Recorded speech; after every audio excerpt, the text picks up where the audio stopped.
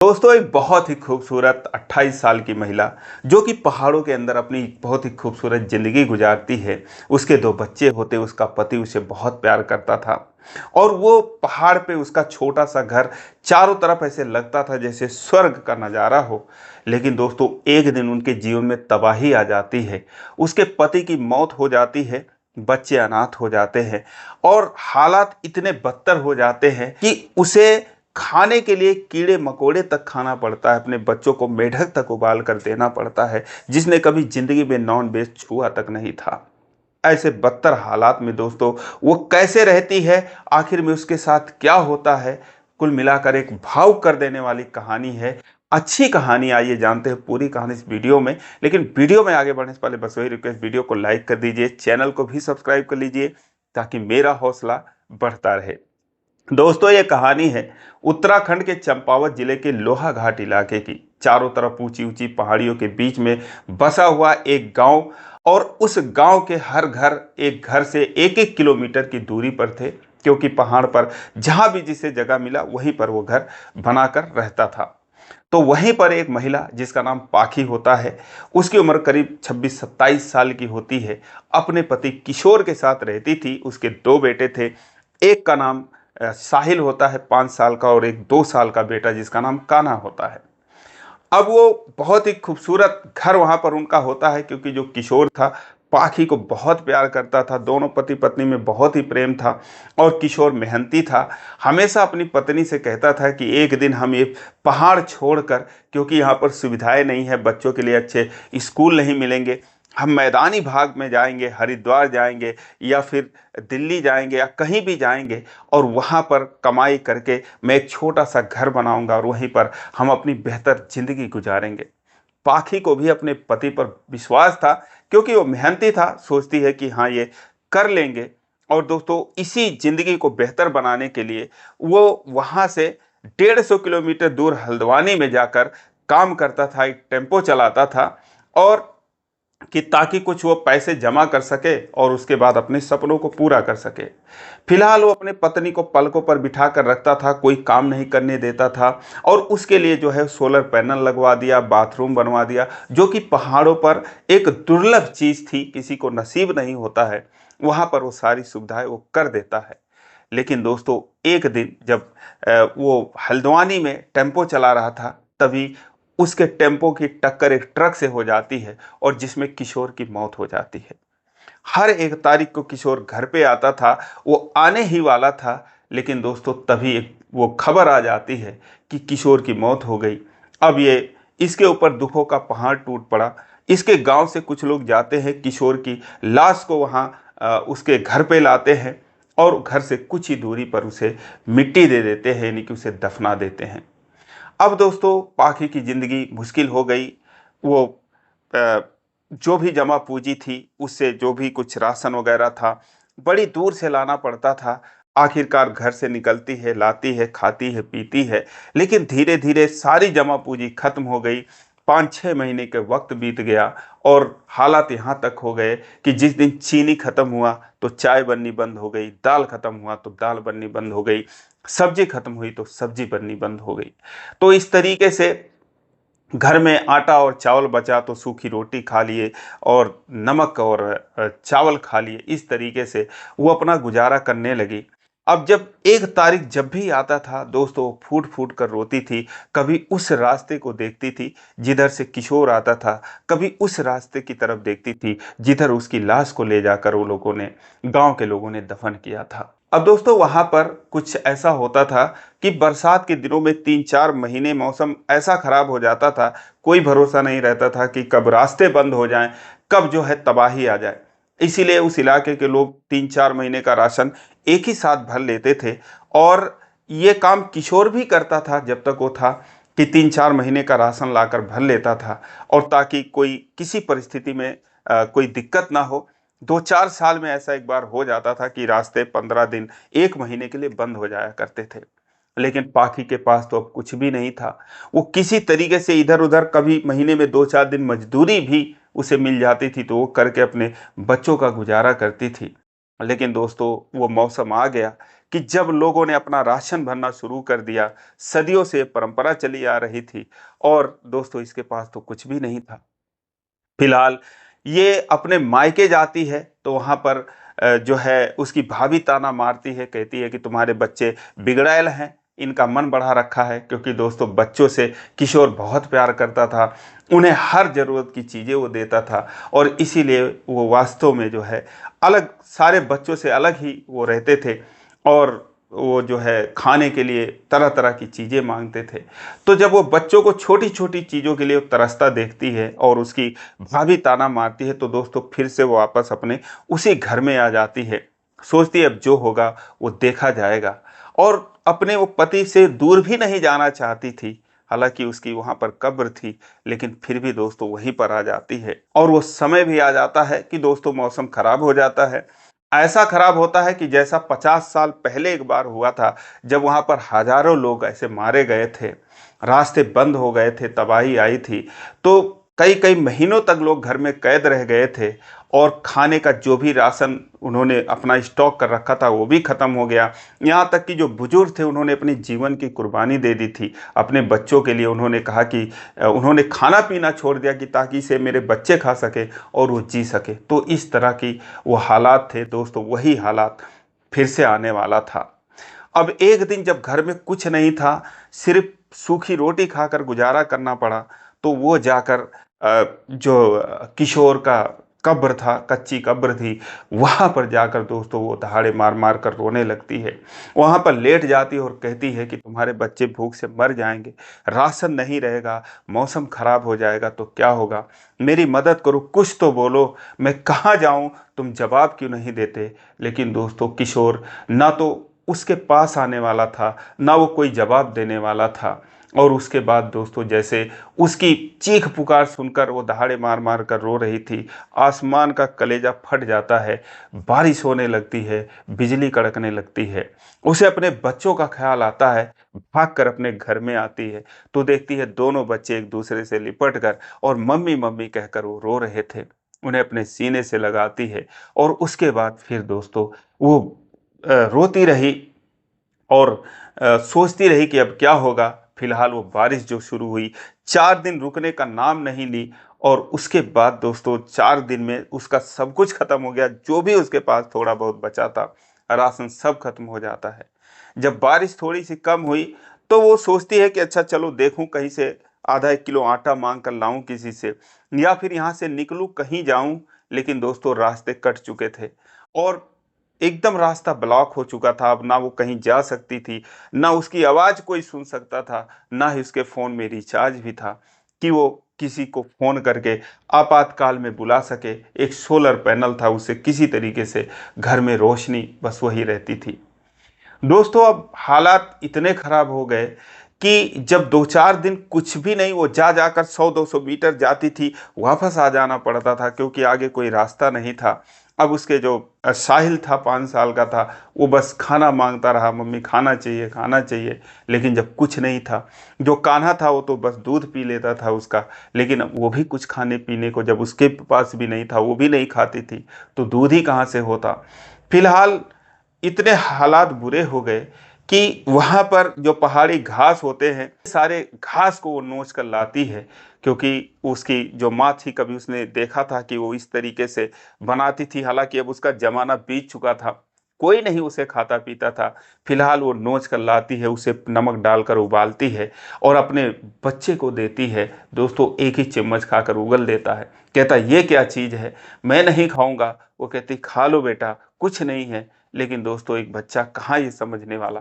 फिलहाल किसी तरीके से जो पाखी थी वो उस साग को खाती है, आंख मूंद कर किसी तरीके से खाती है कि ताकि मेरे पेट में जाएगा, कुछ दूध बनेगा तो मेरा ये जो कान्हा है वो पिएगा।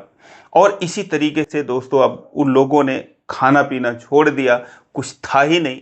तो फिर वो वही साग खा खा कर अपने जो साहिल था उसे भी अपना दूध पिलाने लगी।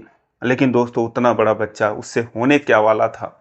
अब इतने हालत उसके खराब हो गए कि दोस्तों वो कहीं आ जा नहीं सकती थी। अगर कहीं जा सकती थी तो बस उस कब्र तक जाती थी। हज़ारों सवाल करती थी कि मेरे बात का तुम जवाब क्यों नहीं देते? मुझे अपने पास बुला लो, मुझे अपने पास लिटा लो। लेकिन दोस्तों कहाँ ऐसा होने वाला था। अब हालत दोस्तों इतने खराब हो गए, सब जो है जनजीवन अस्त व्यस्त हो गया, सारे लोग अलग थलग पड़ गए। कुल मिलाकर 10 दिन का वक्त बीत गया जब अनाज का एक दाना भी इनके पेट में नहीं गया। सिर्फ वही घास खा खा कर वो अपना गुजारा करती थी। लेकिन जो बड़ा बेटा था, जो साहिल था दोस्तों, उसकी हालत जो है वो खराब होने लगी। अब उसके शरीर में इतना भी दम नहीं था कि वो खड़ा हो सके। खड़ा होता था तो गिर जाता था। और एक दिन बस अपनी आंखें भी नहीं खोला, अपनी माँ से बोलता है कि मम्मी मुझे पापा के पास जाना है। शायद उसे इस बात का एहसास हो गया था कि अब शायद वो भी नहीं बचेगा। दोस्तों अपने उस बेटे की हालत देखकर बस उसके पास रोने के सिवा कुछ नहीं था। ऐसे ऐसे वक्त बीतता गया। जब काफी हालत खराब हो गया तो दोस्तों एक दिन वो बैठी थी, कुछ मेढक वहां पर उछल रहे थे और फिर उस एक मेढक को गौर से देखती है और फिर सोचती है, उसके अंदर उसे अपने बेटों की जिंदगी नजर आ रही थी। उसे पकड़ती है। कभी जीवन में उसने नॉन वेज छुआ तक नहीं था। दोस्तों उस मेढक को उसे मारना पड़ता है, उसे पानी में उबालती है और उसके बाद उस साहिल को देती है। साहिल उसे दोस्तों खाता है, कहती है कि बेटा खा लो। अब वो पहली बार ऐसा उसे कुछ मिला था, उसे चाव से तो खा लेता है। लेकिन दोस्तों अब उसकी स्थिति और बुरी होने वाली थी।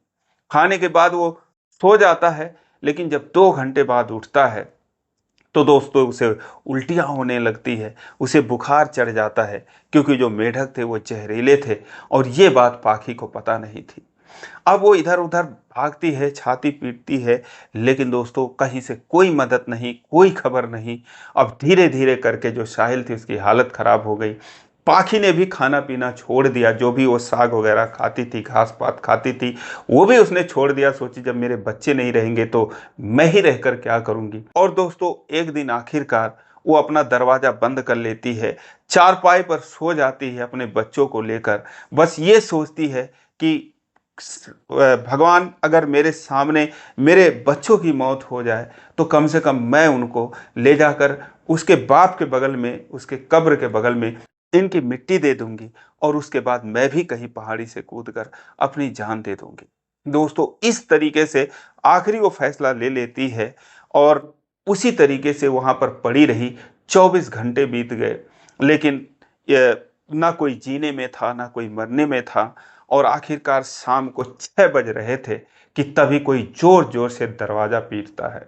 वो अंदर से सुनती है, सोचती है कौन यहाँ पर आ सकता है, डर जाती है, लेकिन आखिरकार दरवाजा खोलती है तो सामने एक युवक खड़ा था, 30 साल का। उसका नाम अनुभव होता है।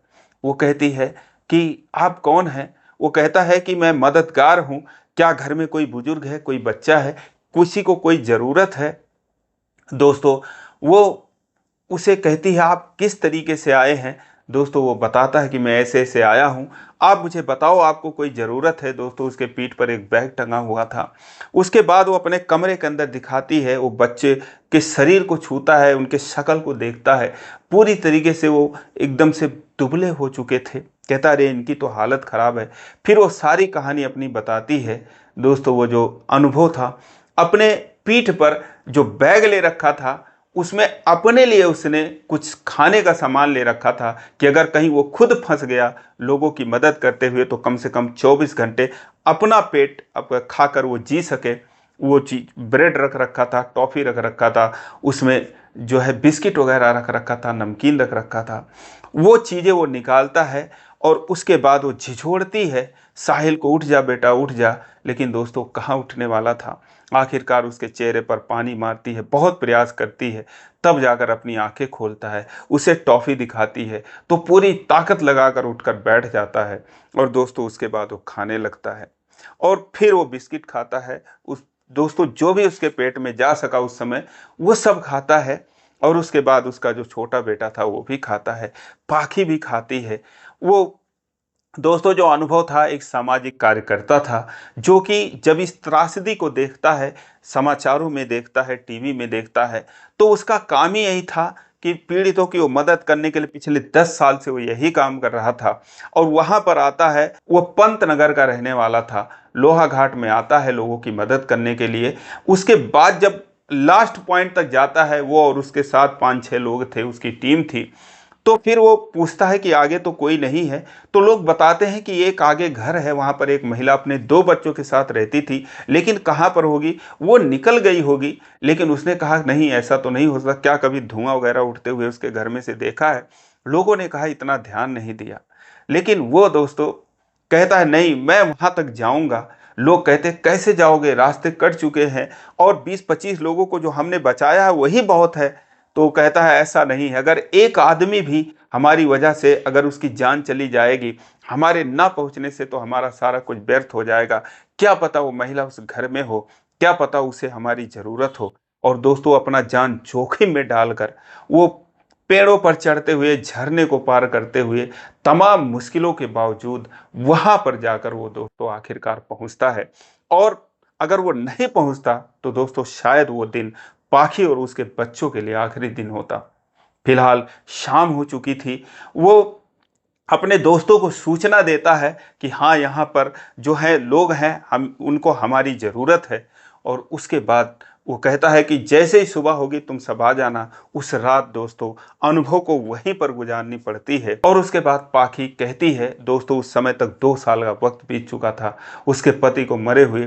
सारी कहानी सुनाती है, अनुभव रोने लगता है, कहता है तो तुम्हें चले जाना चाहिए था। वो कहती मैं कैसे जाती, कहाँ जाती। आखिर में वो दोस्तों अगले दिन दोपहर तक ही सारे लोग पहुंच जाते हैं उन्हीं मुश्किल रास्तों से, और इन लोगों को वहां से निकाल कर वो ले जाते हैं। फिर जाते हैं पंतनगर, वहां पर वो हॉस्पिटल में एडमिट कराते हैं जो भी और 20-25 लोग थे। और फिर उनकी जो है हालत वो सुधरती है। दोस्तों 5-6 दिन का वक्त बीत जाता है। ये खबर जब चारों तरफ फैलती है, सरकार के कान में खबर आती है कि ऐसे ऐसे एक सामाजिक कार्यकर्ता, एक लड़के ने अपनी जान पे खेलकर 2 बच्चे और उसकी मां को बचाया और 20-25 लोगों को बचाया। तो सरकार उन लोगों को इनाम देती है। और जो अनुभव था उसे इनाम के तौर पर दोस्तों वो सरकारी नौकरी देती है समाज कल्याण विभाग में। उसके नौकरी का ऐलान किया जाता है।